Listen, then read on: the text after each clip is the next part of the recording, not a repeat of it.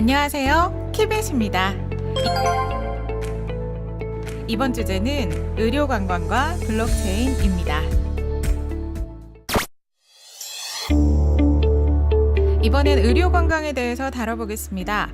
2016년 한국의료관광공사의 자료에서는 의료관광을 본인 혹은 진료진의 판단에 의거하여 심신의 건강을 보호하고 증진함을 목적으로 거주국가의 국경을 벗어나 1년 이내의 기간으로 타국을 방문하는 방문객의 모든 활동 또는 이를 돕기 위한 동반자의 모든 활동으로 정의합니다. 의료관광은 관광객의 체류기간이 길고 체류 비용이 커서 고부가가치 관광산업으로 각광받고 있습니다. 싱가포르와 태국에서 시작된 의료 관광 산업은 세계적으로 급속한 성장세를 보이고 있는데요. 세계 의료 관광 규모는 2012년 약 100억 달러로 2004년 대비 2.5배가량 성장했고 2019년 약 330억 달러 규모로 성장할 것으로 전망된다고 합니다. 의료 관광의 범위는 엄청나게 넓습니다. 심지어 엄청나게 빠르게 성장합니다. 한국은 비교적 의료관광에서는 강국이라 볼 수 있습니다. 저렴한 의료 비용에 비해 높은 의료 수준, 심지어 3개월만 의료보험비를 내면 완전한 외국인이어도 의료보험을 받을 수 있는 관대함이 있는 국가죠. 지금 읽어드릴 기사와 같이 말입니다. 재미동포 김모 씨는 지난해 4월 국내 친척집에 놀러 왔다가 한국 의료를 마음껏 활용하고 올해 초 귀국했다. 그는 원래 며칠만 머물다가 미국으로 돌아가려 했지만 건강보험료 3개월치만 내면 한국인과 똑같이 건강보험 혜택을 받을 수 있다는 얘기를 듣고 귀가 솔깃했다. 김 씨는 몇 개월간 친척집에 기거하며 임플란트 시술과 함께 오른쪽 무릎에 인공관절 수술을 받았다. 인공관절 치료에 들어간 비용은 수술비 330만 원과 입원비 1인실 기준 재활치료비 등을 합쳐 586만 원이었다. 김 씨가 미국에서 인공관절 수술을 했다면 최소 2천만 원 이상을 부담했겠지만 국내에서는 4분의 1밖에 지출하지 않은 셈이다.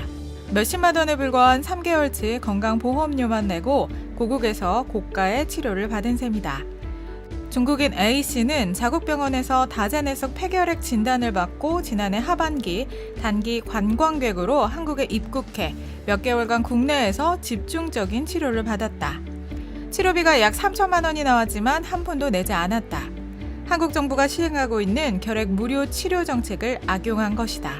이처럼 외국인도 3개월치 건강보험만 내면 지역 보험 가입자 자격을 얻어 내국인과 똑같은 건보 적용을 받을 수 있는 점을 악용해 고가 약을 집중 처방받은 뒤 출국해버리거나 가족을 피부양자로 등재해 국내 의료 혜택을 갈취하는 사례가 늘어나면서 사회적 논란이 커지고 있다. 외국인들의 먹튀, 의료 쇼핑으로 매년 외국인 건보에서 1,000억 원 이상 적자가 발생하는 등 건보 재정에도 상당한 압박을 주고 있다. 외국인들이 낸 건보료 대비 진료비가 큰 폭으로 늘어나면서 건보 재정 수지 적자가 2015년 1,242억 원에 달했고 2016년에는 1,735억 원으로 급증한 상태다.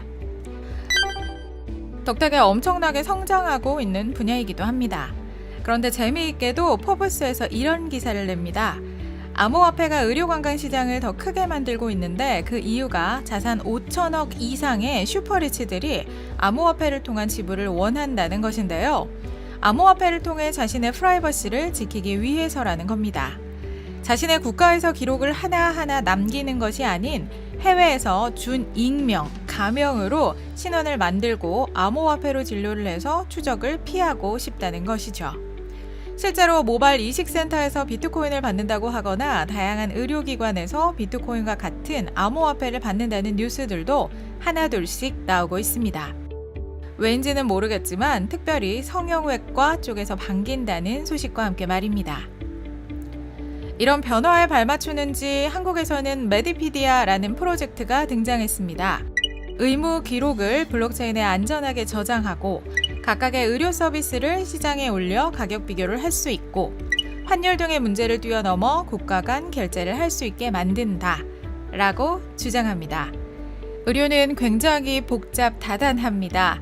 각 나라의 의료 기록이 전혀 표준화되어 있지 않습니다. 의료비는 각 국가 혹은 보험회사의 정책과 맞물려 엄청나게 복잡한 가격 체계를 형성합니다. 심지어 의료는 가격만 가지고 결정할 수가 없습니다. 각 국가기관의 의료 수준을 평가하고 실행하는 의료 행위 범위를 결정하는 등의 모든 일들을 표준화하는 것은 거의 불가능에 가깝습니다. 그럼에도 이 모든 시도들은 의미가 있습니다. 개인의 의료 기록에 대한 비밀을 보장하고 수정을 불가능하게 막고 각 국가를 넘나들며 자신의 의무 기록을 공유하여 어디에서 있던 올바른 치료를 할 수 있습니다. 조금 더 과장해서 생각해 볼까요?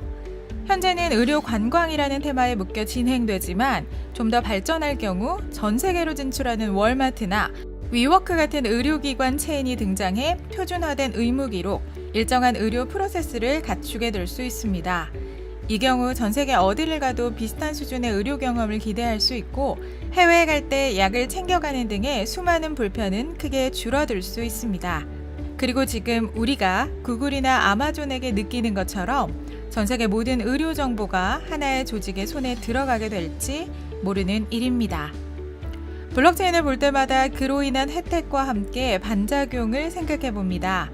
우리가 모두 블록체인을 통해 이루려는 일들은 탈중앙화라는 기치 아래 장밋빛 미래를 그리는 것들입니다. 하지만 인간의 삶이란 모두 고도여 블록체인 그 자체를 관리하는 사람들은 등장하게 됩니다. 인터넷은 기본적으로 수많은 라우터들을 기반으로 유지되고 있고 특정 국가들은 전 세계를 관찰할 수 있습니다. 물리와 행정을 장악하는 것도 무척이나 두려운 일이지만 전 세계 사람들의 모든 의료 정보를 쥐고 있다는 것은 그 무엇보다 무섭고 두려운 일일 겁니다. 블록체인을 통해 진정한 의미의 빅브라더가 탄생할지 아니면 정말 사이버펑크의 기치를 이어받아 모두의 정보를 서로 보호하고 온전한 하나의 개체로서 살아가는 탈중앙화의 기치를 이어받아 살아가게 될지 우리 생에 이 격변의 시대를 살아간다는 건 큰 행운이라 생각됩니다. 지금까지 키비시였습니다.